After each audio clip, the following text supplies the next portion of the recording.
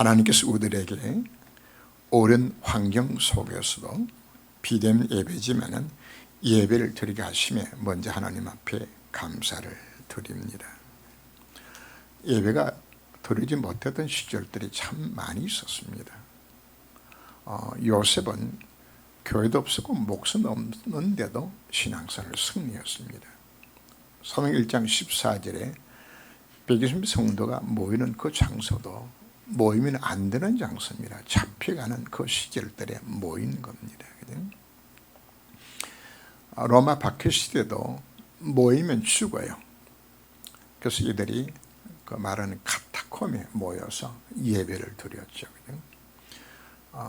그쪽 지형들이 어떤 지형인가 하면은 석회암청입니다. 그래서 겉은 딱딱한데 조금만 파들어가면은 날카로운 곳으로 파지는 그런 돌들입니다. 그래서 이렇게 파서 굴을 만들어 나가죠. 또 유대 나라도 보면은 그 바위 굴을 파서 무덤을 만드는 장면들도 전부 그렇게 굴을 파도록 돼 있어요. 그 파면은 처음에는 파들어갔다가 며칠 지나면은 이게 그 세멘트처럼 겉이 딱딱 굳어버려요. 그래서 얼마든지 사람 생활할 수 있는 그런 터전들이 되어졌죠. 바로 그렇게 예배를 드릴 수 없은 시절에도 카타콤에서 예배를 드렸고 결국은 그들이 로마를 복음으로 정복한 역사를 우리가 볼 수 있습니다. 우리는 코로나19를 통하여서 예배가 얼마나 귀중한 것인지 우리가 깨닫게 해주신 것 우리가 감사를 드리고 이제는 속히 회복되어서 대면 예배가 드리도록 우리 하나님 앞에 기도드려야 되겠습니다. 인간은 처음부터 하나님 형상대로 지음을 받았습니다. 그 말은 하나님 앞에 예배 드릴 수 있는 존재로 지어주셨으면 우리가 말을 합니다. 근데 인간이 왜 실패한 것인가? 예배를 놓친 겁니다. 예배를. 사단을 속고 죄를 공하늘 떠나야 되는 그 배경 자체가 바로 뭔가? 네가 하나님 앞에 예배 안 드려도 네 힘으로 살 수 있는 것이야. 사실 그게 사실 우리가 속은 겁니다. 한마디로 하나님의 필요 없다고 생각하는 데서 출발하는 겁니다. 사단의 공격은 예수 믿고 난 이후에도 동일합니다. 우리는 하나님 앞에 은혜 받고 주신 힘을 얻어야 살 수 있는데도 얼마든지 내 힘으로 살 수 있다고 사단이 속이는 겁니다. 뭐가 하나님 필요하냐? 돈 벌고 승하면 되는 것이지. 이렇게 우리 속이는 거죠. 여기서 우리 예배 실패가 시작을 합니다. 우리가 하나님의 형상의 힘을 받았다는 것을 우리는 하나님 앞에 은혜 받고 주신 힘을 얻지 못하면 우리는 살 수 없는 존재인데 이걸 놓치도록 만드는 겁니다. 그래서 우리는 항상 예배드릴 때마다 시편 42편 1절에 있는 것처럼 목마른 사슴의 시냇을 찾기 갈관 같이 내 영혼의 주를 찾기 갈관 그 심령으로 우리 하나님 앞에 예배를 드려야 됩니다. 십계명에 하나님은 계명 1계명부터 4계명이 나오는데 그 계명 자체가 바로 예배에 대한 계명입니다. 저 1계명이 바로 나 외 다른 신을 숭배하지 말란 말이죠. 바로 우리가 예배가 왜 아담과 하와가 실패하는 것인가? 예배 대상을 딴 걸로 자기가 다 할 수 있다고 생각하는 겁니다. 그래서 창세기 3장 6장 11장에 나오는 우리가 왜 예배 실패하는 것이냐? 그게 내 예배 대상이 되고 만 거죠. 그게 다른 신에 대해지는 것이에요. 그죠? 두 번째, 형상을 만들지 말라고 이야기했죠. 왜? 우상 형상을 만들면 받으신 뭐가 역사하기 때문에 귀신이 역사하기 때문에. 그래서 사도행 13장 16장 19장에 나오는 망할 예배 드리지 말라고 우리에게 말하고 있는 겁니다. 그죠? 세 번째, 여호와의 이름을 망령되이 일컫지 말라고 표현하는 것은 정말 복음의 능력을 믿지 못하고 드리는 예배, 내 의와 내 경건을 나타내기 위해서 드리는 그 다른 예배, 그게 틀린 것이에요. 그리고 한날을 기억할 그날 우리가 거룩하게 지키라고 하는 것은 일하지 않는 데 목적이 있는 것이 아니라 정말 그 하나님 앞에 내 중심을 다해 드리지 못하는 건 안식을 우리 지키는 것이 아닌 겁니다. 왜 우리가 실패하는 것인가? 바로 사단에게 속아서 틀린 예배 드리고 망할 예배 드리고 다른 예배 드려서 우리가 실패하는 겁니다. 왜 우리 예배를 드리고도 응답도 없고 내가 실패하는 것인가? 바로 하나님 연락하시는 참된 예배를 내가 못 드리고 있기 때문입니다. 우리가 바른 예배를 드리게 되지만 하나님은 반드시 예배를 통해서 우리들에게 말씀을 주십니다. 엘리야의 예배 시간에 하나님 그에게 말씀을 주셨습니다. 모세가 하나님 앞에 예배 시간에 하나님께서 말씀을 주셨습니다. 중심이 담겨지지 않는 틀린 예배, 망할 예배, 다른 예배는 하나님 음성 우리가 들을 수가 없어요. 온전한 예배를 드릴 때 하나님은 우리에게 말씀을 주시는 겁니다. 저는 입맛이 없어서 밥을 못 먹은 적은 거의 없어요. 과거에 제가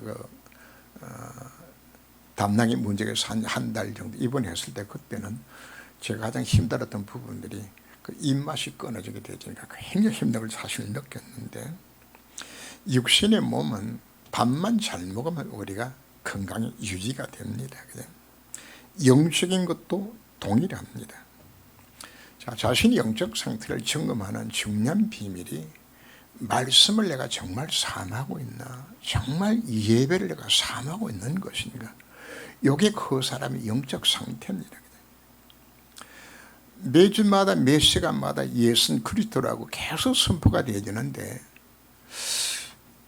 저는 지난주도 그리스도를 선포했고 오늘도 그리스도를 또 선포합니다. 근데 저는 어떤 것인가 하면 자꾸 이게 색을 선포하는 거예요. 그런 느낌이 들어가게 되어져요. 그런데 복음에서 만약 여러분들이 반복으로 들려준다면 여러분의 영적 상태가 이미 병들어가기 시작하고 있는 겁니다. 복음은 결코 반복이 아닙니다. 왜요? 생명의 양식이기 때문입니다. 몇 끼마다 밥을 먹어서 그 밥이 맛있는 것처럼 매 순간마다 우리가 복음 들을 때마다 그 복음 메시지가 새롭게 들려지고 그것이 생명의 양식이 되어야 되는 겁니다. 밥이 보약이란 그 속담이 있죠. 그렇습니다. 우리가 말씀을 정말 잘 듣게 되어지면 영적 건강이 유지가 됩니다. 그래서 우리는 사모하는 마음으로 온전한 예배를 드리게 될 때 하나님은 내게 은혜와 힘을 주시고 뭘 주는 겁니까? 성취될 메시지를 내가 주시게 되는 겁니다. 바로 그 메시지를 붙들고 우리가 하나님 앞에 기도하게 되었을 때에 그 메시지 우리는 두 가지를 찾으라고 이야기하죠. 내가 잡아들 언약을 잡고서 우리 기도하고 실천을 찾아서 실천, 이 과정 속에서 나도 모르게 내 속에 잘못 각인 뿌리 첼렸던 부분들이 이것이 바꾸기 시작하게 되어요. 그리고는 하나님 나를 다듬어서 하나님의 사람으로 온전케 만들어 가시고 모든 선을 행할 수 있는 능력들을 바로 예배를 통해서 주시겠다고 그들에게 약속하고 있습니다. 오늘 본문을 보면은 대장들과 온 교회가 예수를 죽이려고 그를 칠 거짓증을 찾는 장면이 나옵니다. 자, 예수 게스마네 동산에서 기도하시고 내려오실 때 이제 체포를 당하죠.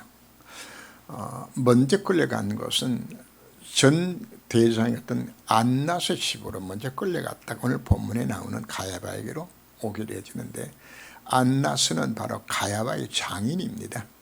그리고 이제 가야바의 궁정으로 공의가 있는 장소로 끌려가죠. 당시의 공의라고 이야기하는 것은 소위 말하는 사내들인 공의를 의미를 하는데, 전체 그 구성 인원이 71명으로 구성되어집니다. 여기는 주로 누가 참석하는 것인가 하면 주로 대장들과 바리새인들과 서기관들과 장로를 가운데서 뽑아서 이들이 최고의 입법기관이요 또 행정도 다루고 또 재판까지 하게 되는 이런 기구가 바로 공회입니다. 사도행전 4장에 보면은 그 왜 베드로 요한이 잡혀간 장면이 나오죠. 그게 바로 공회, 사는 공회에 사실 잡혀간 겁니다. 당시 모든 유대인들은 메시아를 대망했는데 그런데 몇선 예수님이 오시는데 왜 종교 지도자들이 예수 이렇게 죽이려고 획책을 하고 있는 것인가? 심지어 이렇게 경건한, 최고의 경건한 목사들이 모여가지고 거짓 증거를 찾아서라도 죽이려고 하고 있는 것이거든요. 십계명 제9계명이 바로 네 이웃을 해로고 거정하지 말라고 했는데 어떻게 이들이 최고 종교 지도자들이 거짓을 찾아서라도 예수 죽이려 하고 있는 것인가? 마태복음 26장에는 바로 예수님을 팔아먹은 가룟 유다가 등장하고 또 오늘 누가 등장합니까? 예수를 정죄하는 대상과 공의 무리들이 오늘 등장하는 것이죠. 자, 이들은 예수님의 공생애를 너무나 잘 알고 있습니다. 3년 6개월 동안 이 땅에 계시면서 예수님이 전했던 메시지 그들 다 인표로 다 들었어요. 예수님이 가셨던 놀란 메시지 증거들 다 들었어요. 수많은 병든 자가 일어나고 죽은 자가 살아나게 되어지는 이 놀란 일들을 지금 다 알고 있어요. 그리고 한 주간 동안 예수님 올라오셔서 예수님 하신 모든 말씀과 이들과 대화를 나눴던 거 이미 다 알고 있습니다. 그냥. 그런데 왜 이들이 예수 믿지 못하는 것인가? 이것은 바로 그들이 갖고 있었던 잘못 각인 뿌리 체질되었던 유대 사상 때문에 이들이 예수를 알 수가 없는 겁니다. 이들이 가졌던 구원관이라는 것은 아브라함의 자손이면 모두 구원받았다고 생각하는 겁니다. 근데 그 구원의 조건이 바로 뭔가 하면은 창세기 17장에 보면은 할례를 통해서 이스라엘 아브라함의 권속으로 정하는 장면들이 나오죠. 그래서 이들은 아브라함의 자손으로서 할례만 받으면 이미 구원을 받은 하나님의 백성이라는 이들 이렇게 생각하게 되는 겁니다. 그래서 예수님께서 이 돌들로도 내가 아브라함 자손을 만들겠다 예수님 말씀하신 부분들도 이 할례 사상 때문에 이것이 얼마나 무슨 사상인지 모릅니다. 나중에 예수 믿고 난 이후에도 할례 받아야 구원받아 또 가르치는 이 할례 땅 또 나오는 겁니다. 로마서 2장 28절 말씀 보면 무릇 표면적 유대인이 아니요 표면적 육신의 할례가 아니라고 구원의 조건이 아닌데 할례 받으면 구원 받았다고 생각하게 되는 겁니다. 그 다음에 두 번째는 뭔가 하면 유대 사상에는 원죄 개념이 없어요. 로마서 3장 23절 말씀에 모든 사람이 죄를 범하였으면 영원히 이르지 못했다는 이야기는 자범죄 이야기하는 것이 아닙니다. 모두가 원죄 속에 빠져서 죄인되어 졌는데 이들은 뭐만 생각하는 것인가 하면 자범죄만 생각하는 겁니다. 그래서 죄만 짓지 아니하면 하나님의 계명대로 살게 되어지면 천국에 갈 수 있다고 가르치고 있는 겁니다. 이들은 바로 구원이 뭐가 구원인 것인가? 율법의 의로움으로 내 행위로 구원받는다고 이들은 가르치고 있는 거죠. 그러니까 뭐가 필요 없는 것인가 하면 그리스도가 필요 없는 것이 이들에게는. 그리고 세 번째 이들이 가진 틀린 메시아가 아닙니다. 이들이 그렇게 메시아를 기다리는데 그 메시아는 창세기 3장 인간의 근본 문제를 해결하신 메시아가 아니에요. 지금 이런 나라가 로마에 속하고 있는데 바로 이 민족을 속에서 건져 해방하는 육신적인 메시아를 기다리고 있는 겁니다. 바로 다윗의 왕권을 갖고서 전 세계를 정복하고 다스리는 이거 지금 기다리는 것이에요. 지금도 일부 유대인들이 뭘 꿈꾸고 있는 것인가 하면 지금도 세계 국가를 꿈꾸고 있어요. 유대인이 다스린 이 나라 누가 오면 메시아가 오면 이거 이룰 거라 지금도 꿈꾸고 있어요. 이 세 가지 잘못된 것들이 각인뿌리 체결되어져서 이 틀린 사상으로 예수를 바라보게 되었을 때에 예수는 그리스도가 아닌 거예요. 오히려 혹세무민하여서 백성들 하여금 그릇되게 이끌고 가는 이단의 쾌수로 보여지는 것이에요. 그래서 오히려 백성 혼란케 만드는 그래서 빨리 없애야 되는 대상으로 이들 눈에 그렇게 보여진 겁니다. 예수 만나기 이전에 사도 바울도 이 눈으로 예수 사람들 보게 되니까 다 잡아 죽여야 되지는 것이거든요. 이 얼마나 무슨 사성인지 뭐라 그죠. 이뿐 아니라 지금까지 로마 정부의 비호 속에서 기득권을 유지하면서 돈과 명예와 권세 다 누려왔는데 이제 예수님 때문에 백성들 앞에서 개망신 당하고 자존감 다 무너졌어요. 그리고 예수님 때문에 이 기득권이 다 날아갈 판이야. 그런데 이들이 못 견디는 것이에요. 그러니까 예수 잡아 죽여야 되죠. 비록 종교 지도자였지만은 그 속에 예수 생명과 그리스도 얻게 되었을 때에 이들은 사단에게 사기당하여서 참 이와 같이 악역으로 쓰임받게 되는 우리가 보아야 합니다. 누구든지 그 속에 참된 생명이 없으면은, 복음이 없으면은 사단에게 사기를 당하게 되어요. 우리는 세상 볼 수 있는 눈들 우리가 사실 열어야 됩니다. 교회 다녀도요, 이 사상 속에 빠진 사람들이 수없이 많은 걸 우리가 사실 보아야 합니다. 보라, 너희가 신성 모독하는 말을 들었도다 하고 말을 하죠. 처음에는 거짓 증인을 세워서 예수님 정죄하려고 했지만 실패하죠. 신명기 19장 15절 말씀 보면 만약 사람을 정죄하여 죽이려면 반드시 두세 명의 증인을 내세워야 합니다. 그런데 이것도 저희들이 뭘 세우는 겁니까?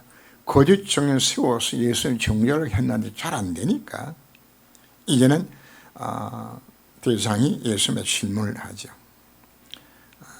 내가 너로 살아계신 하나님께 맹세하노니 네가 하나님 아들 그리스도인지 말하라. 마가복음 14장 65절에서는 네가 찬송받으신 이 아들이 그리스도라고 이렇게 질문을 합니다. 예수님 대답을 하죠. 네가 말하였노라. 너희 이르노니 이후에 인자가 권능의 우편에 앉아있는 것과 하늘 구름을 타고 오는 것을 너희가 보리라 하시니 대상이 자기 옷을 찢으면서 그가 신성 모독하는 말을 하였도다. 어찌도 정의를 우리가 요구하려. 예수님 정죄한 제목이 뭡니까? 예수님이 하나님이란 말 때문에 영광 받으시 바로 그분이라고 예수님 자기 자신을 표현하게 되었을 때, 예수님 자기 자신을 그리스도로 표현하게 되었을 때에 이들은 예수를 보고서 신성 모독죄로 참 몰아가는 거죠. 정말 예수님이 참 하나님과 참 그리스도로 오셨는데 이걸 보는 눈들이 이게 없는 것이에요. 네가 어찌 하나님이냐 그죠? 그들 눈에는 예수가 뭘 안 보이는 겁니까? 하나님의 아들을 안 보여주는 것이나 말이에요. 유대 성경학자들은 그들이 대명한 메시아가 하나님의 힘을 그들은 잘 알고 있습니다. 이사야 9장 6절 이하를 보면 이는 한 아기가 우리에게 낳고 한 아들 우리 주신 바 되었는데 그의 어깨는 정사를 메었고 그 이름은 기묘자라 모사라 전능하신 하나님이라 영존하신 아버지라 평강의 왕이라 그의 정사 평강에 더하며 무궁하며 또 다윗의 왕자와 그의 나라에 군림하여 그 나라를 굳게 세우고 자금 이후로 영원히 정의와 공의로 그것을 보존하실 것이라. 이 메시아를 기다린 겁니다. 이 메시아. 미가서 5장 2절에서도 베들레헴 에브라다야 너는 유다 족속 중에 작을지라도 이스라엘 다스릴 자가 네게서 나올 것이라. 그의 근본은 상고의 영혼이 있느니라. 영원하신 하나님이 오시는 것을 설명을 합니다. 보라 천이 잉태 아들을 낳을 것이라고 하나님 인가서 개입할 것을 말씀하신 것을 이들도 그걸 믿었어요.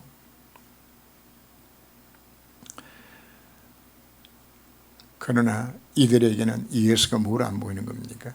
하나님 아들로 안 보이는 거예요. 하나님으로. 이들에게는 예수가 그리스도로 안 보이는 겁니다. 자, 왜 안 보이는 것인가? 예수 외모가 하는 줄 안 보이는 거예요. 그죠? 저는 어디 가면은 목사 냄새가 나요. 그죠? 그래서 날 보면은 몇 번 대화를 나누게 되지만 내 목사 이야기 안 해도 목사인 줄 눈치를 채요. 그냥. 예수님은 그렇지 않는 것 같아요. 그죠? 예수님 딱 봤을 때 좀 하나님처럼 생겼고 그리스도처럼 이게 안 생긴 것 같아요. 그죠? 이사야 53장 2절 보면 그는 주 앞에서 살아나기를 연한 순 같고 마른 땅에 난 뿌리 같아서 고운 모양도 없고 풍조도 없은즉 우리가 보기에 헛말만은 아름다움이 없도다. 그는 멸시를 받고 강구를 겪으며 질고를 아는 자라. 우리는 그를 귀히 여기지 아니하였도다. 예수님께 뭐가 안 보인다고요? 흠모할 만한 아름다움이 안 보여지는 거예요. 그냥 예수 딱 봤을 때 와 정말 그리스도답다. 그냥 정말 하나님 같다. 그냥 이게 안 느껴진다고 이야기하는 겁니다. 그래서 요한복음 1장 46절에서도 보면 예수 만난 그 빌립이 그의 가장 친한 친구 나다니엘에게 내가 메시아 대신 예수를 만났다고 했을 때에 나다니엘이 그렇게 대답을 합니다. 나사렛은 무슨 선한 것이 날 수 있겠느냐. 안 믿는 거예요. 믿을 수 없는 거죠. 그래서 요한복음 1장 11절 말씀에서도 자기 땅에 오며 자기 백성 영접하지 아니하였으나 왜 영접을 안 하죠? 예수가 그리스도로 안 보여주는 것이에요. 예수 하나님을 안 보여주는 것이에요. 이건 대성과 공회원들만의 문제가 아닙니다.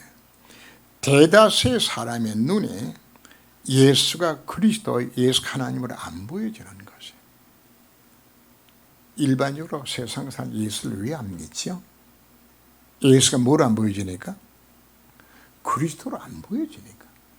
예수 하나님을 안 보여주니까. 그냥. 누구든지 예수가 하나님으로 그리스도를 보여주면 다 예수 믿게 돼 있어요. 이게 안 보여주는 거죠. 그래서 복음을 우리가 비밀이라고 표현합니다. 감춰 있는 겁니다. 성경 말씀 우리가 계시의 말씀이라고, 제가 성경 읽을 때마다 계시의 말씀 이렇게 표현하죠. 계란 말은 연다는 이야기입니다. 십자는 보여준다는 이야기죠. 하나님이 열어서 보여주지 아니하면 우리가 어느 누구도 예수 믿을 수가 없어요. 안 보여지기 때문에. 고린도서 1장 18절 말씀 보면 십자가의 도가 멸망하는 자들에게는 미련한 것이요 구원받는 우리에게는 하나님의 능력이라. 멸망하는 자들에게는 십자가의 도가 미련하게 보여져요. 예수 믿는 것이 미친 짓으로 보여지는 거란 말이에요. 아니 왜 저 돈 들여가며 시간 낭비해가며 제가 예수 왜 믿냐? 그게 망한 자들 눈에 그렇게 보여지는 것이에요. 그러나 구원을 얻는 우리에게는 바로 이 복음 하나님의 능력으로 말씀하고 있습니다.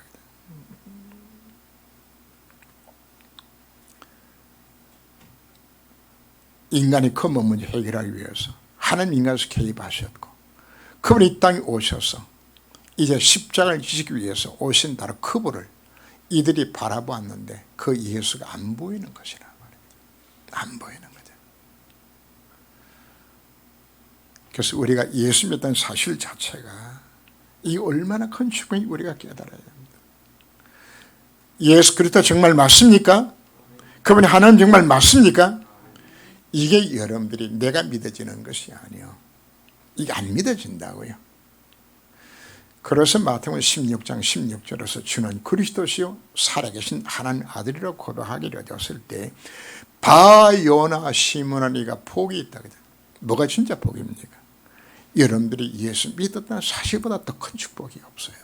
이게 안 믿어져요. 왜 사람들이 예수 왜 안 믿나요? 안 믿어지니까.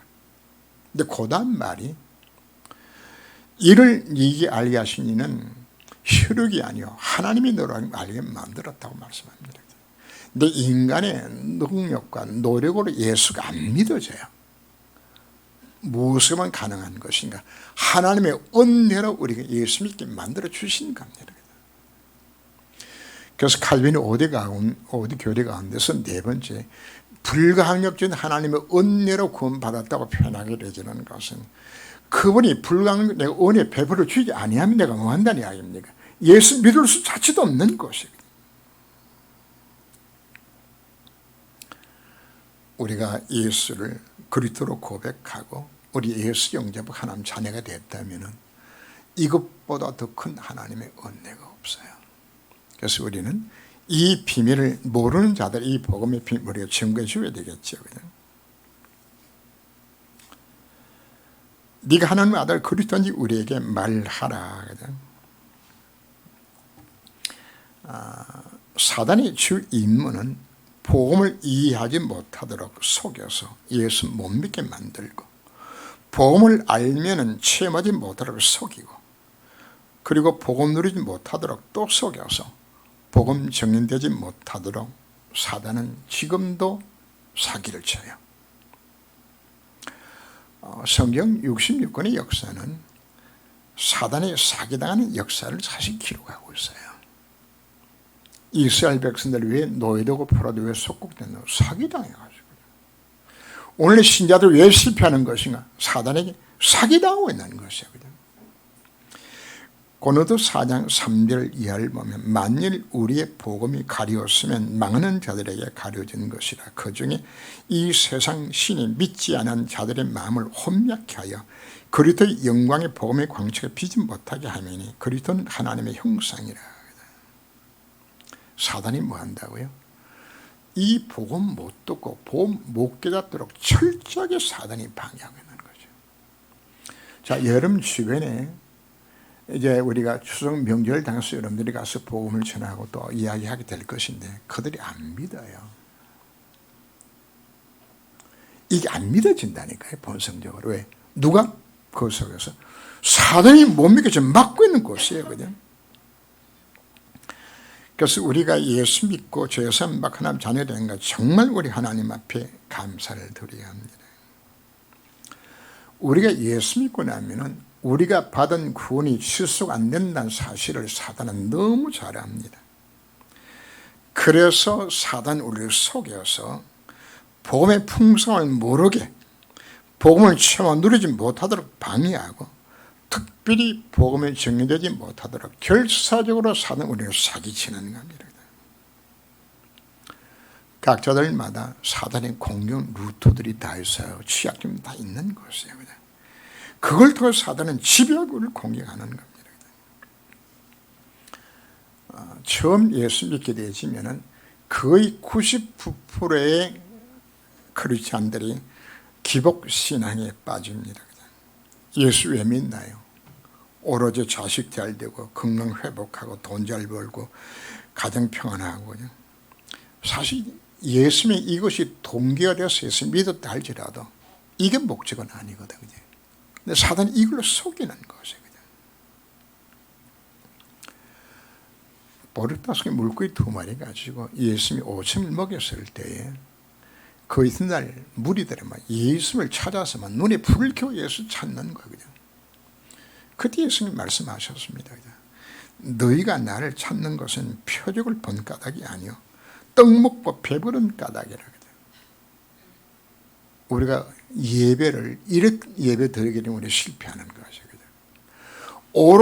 오직 그리스도 언약 속에서 드린 예배가 아니고 오로지 예배 목적 자체, 예수 찾는 목적이 어디 있다는 이야기입니까?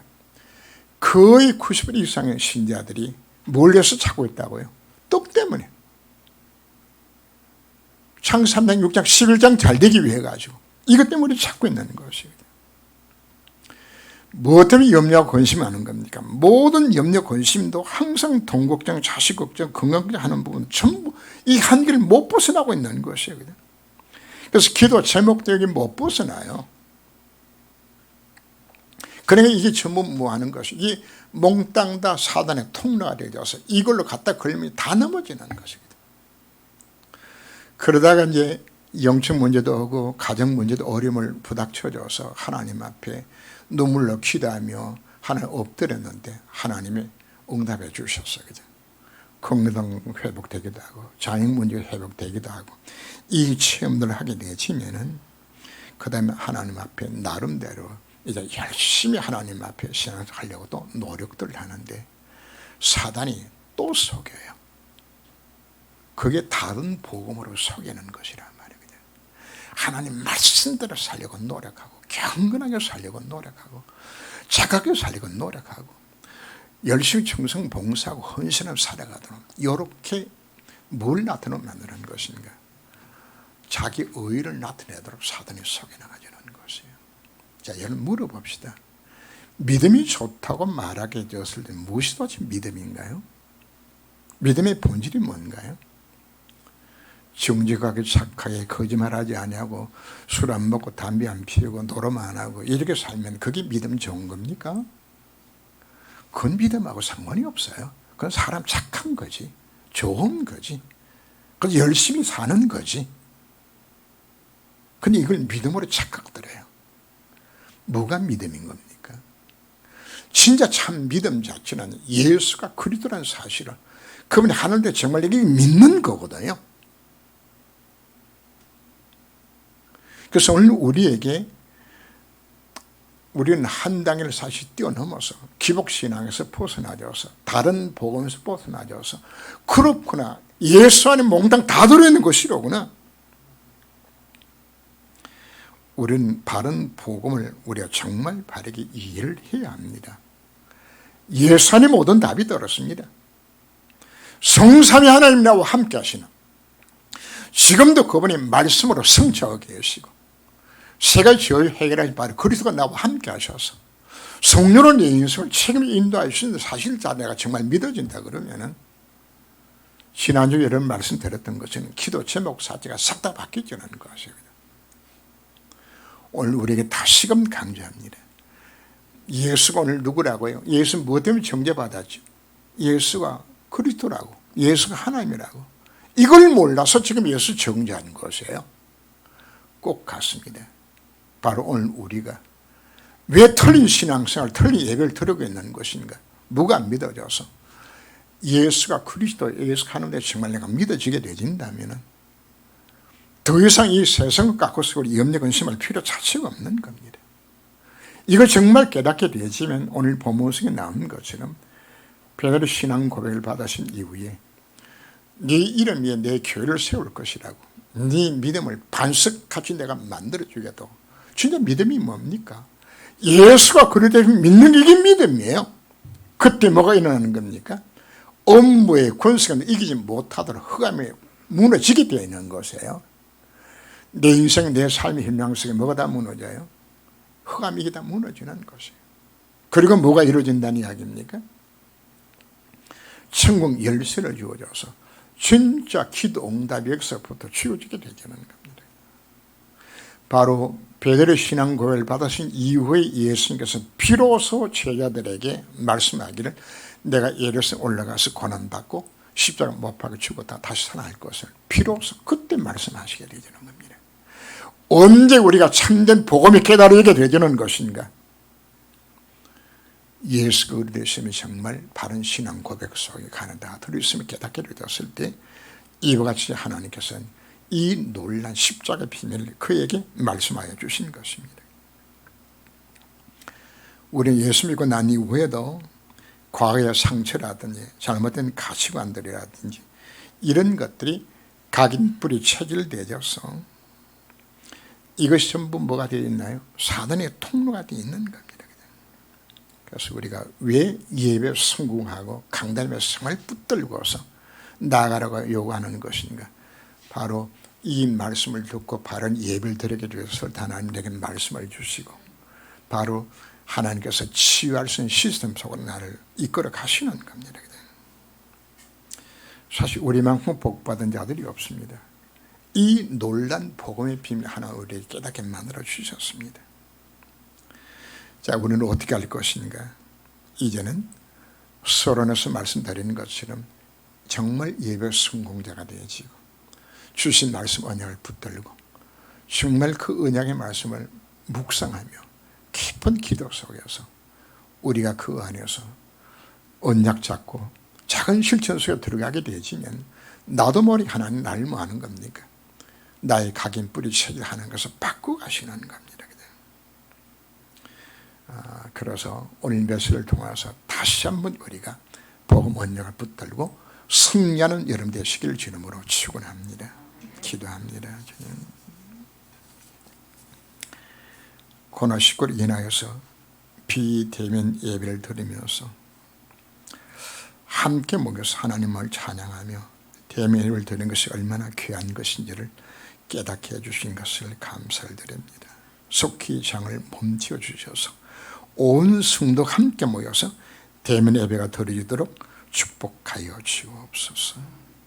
하나님이신 예수님이 이 땅에 그리스도로 오셨지만은 잘못된 사상 속에 빠져서 예수 알아보지 못하고 거짓 증거로 예수의 취급을 했고 나중엔 그들을 신성 모독죄로 몰아서 예수를 죽이려고 하는 유대 지도자들의 가장 경건하게 하나님 잘 씁니다 했던 이들의 무리의 모습을 바라보며 우리가 복음 깨닫고 예수 믿다는 사실이 얼마나 우리에게 하나님 은혜 축복인 것인지를 깨닫게 하여 주옵시고 이제는 이 복음 비밀을 알지 못해서 방황하고 있는 내 주변 내 식구 내 이웃들에게 정확한 복음을 증거할 수 있는 정인의 삶을 살아가도록 주께서를 권고하여 주옵소서.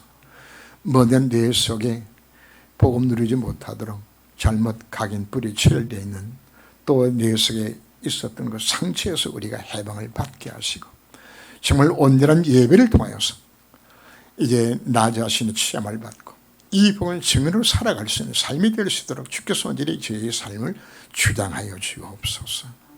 한 주간 동안 이 언약의 말씀 붙들고 승리하도록 주님이 인도하여 주옵소서. 주 예수님으로 기도합니다. 아멘.